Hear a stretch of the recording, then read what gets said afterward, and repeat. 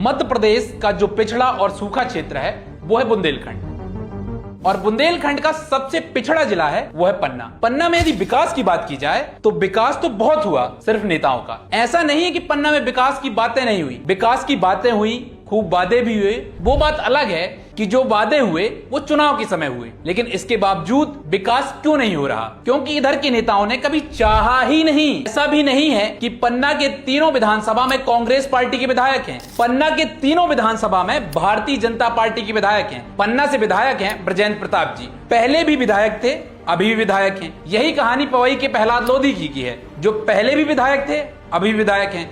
और जो मेरी अपनी विधानसभा है वह है गुनौर के विधायक हैं डॉक्टर राजेश वर्मा, जो पहले विधायक थे 2008 में और अभी वर्तमान में विधायक हैं ही। कुल मिलाकर कहना चाहता हूं कि सभी विधायक अनुभवी नेता हैं। तो इन लोगों को बताना चाहिए कि इन लोगों ने इस क्षेत्र में अच्छा काम क्या किया। शिक्षा के क्षेत्र में अच्छा काम किया, रोजगार के क्षेत्र में अच्छा काम किया, स्वास्थ्य के क्षेत्र में अच्छा काम किया। विकास की गति इतनी धीमी क्यों है? यदि आप दूरबीन से देखेंगे तभी आपको विकास दिखेगा। दुर्भाग्य की बात यह है हमारे पन्ना में रेलवे लाइन नहीं है। रेलवे लाइन का काम भी प्रगति पर है, जो पिछले 5 से 6 साल से प्रगति में ही है। पन्ना जिले की हालात ये है कि अच्छी शिक्षा के लिए छात्र इंदौर, भोपाल, दिल्ली पढ़ने जाते हैं। अभी पन्ना में पीपी मोड़ मेडिकल कॉलेज खोलने की घोषणा हुई, सभी नेताओं ने बहुत स्वागत किया, लेकिन किसी की हिम्मत ये नहीं हुई कि अपने आला कमान, हाई कमान से पूछ लें कि हमारे यहाँ सरकारी मेडिकल कॉलेज क्यों नहीं खोला जा रहा। मेरा निवेदन विधायक डॉक्टर राजेश वर्मा जी से है, आपको ट्रिपल पी मोड़ और सरकारी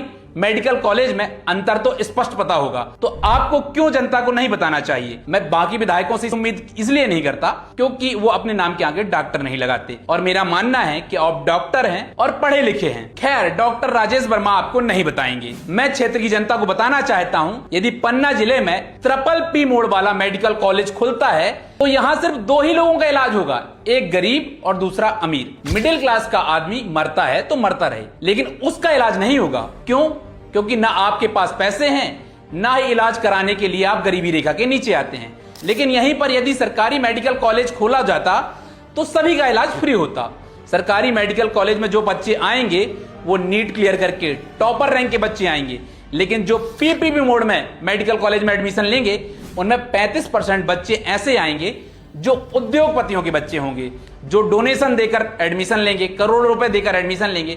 आप सोचिए, जो बच्चा अच्छा पढ़ लिख कर मेडिकल कॉलेज में एडमिशन लेगा वो अच्छे से आपका इलाज करेगा, कि जो अपने बाप की, रईस बाप की बिगड़ी औलादें पैसा देकर एडमिशन लेंगे वो अच्छे से इलाज करेंगे? दुविधा तो है, आपको समझना पड़ेगा कि कौन अच्छा इलाज करेगा।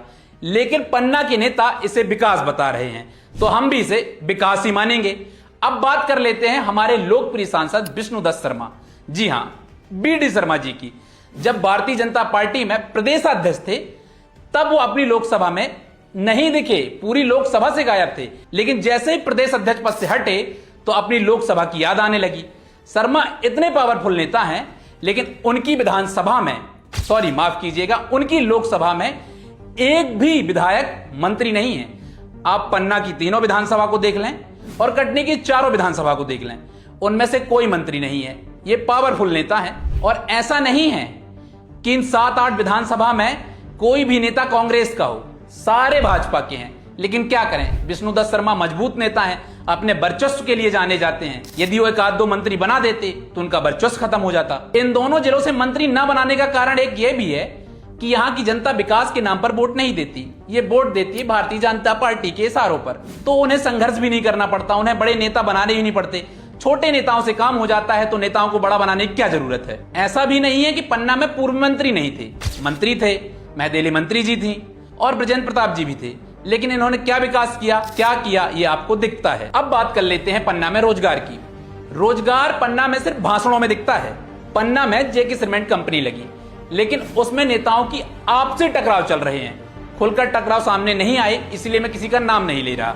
ये टकराव क्षेत्र के लोगों के लिए रोजगार देने के लिए नहीं चल रहे, किसको कितना कमीशन मिलना चाहिए इसके लिए चल रहे हैं। क्या जेके सीमेंट कंपनी लग जाने से क्षेत्रीय जनता को रोजगार मिला? इसका जवाब है नहीं मिला।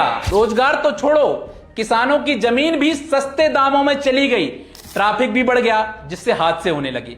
मध्य प्रदेश की भाजपा सरकार ने रोजगार देने के नाम पर सिर्फ और सिर्फ दिए हैं आश्वासन। और झूठी उम्मीदें। पन्ना की स्वास्थ्य सेवाओं की बात की जाए तो पन्ना की स्वास्थ्य सेवाएं इतनी अच्छी हैं कि डॉक्टर समय में ना मिलने से जच्चा और बच्चा दोनों की मौत हो गई। यदि आप थोड़ा सा समझेंगे तो आपको समझ में आएगा कि पन्ना के कुछ हॉस्पिटलों में बिल्डिंग तो बहुत अच्छी है लेकिन वहां डॉक्टर नहीं है, और जहां बिल्डिंग अच्छी है डॉक्टर अच्छे हैं वहां इक्विपमेंट्स नहीं है, और कई स्थानों पर तो ऐसी स्थिति आ जाती है कि तीनों नहीं है। तो आपको समझना पड़ेगा, आवाज उठानी पड़ेगी, लड़ना पड़ेगा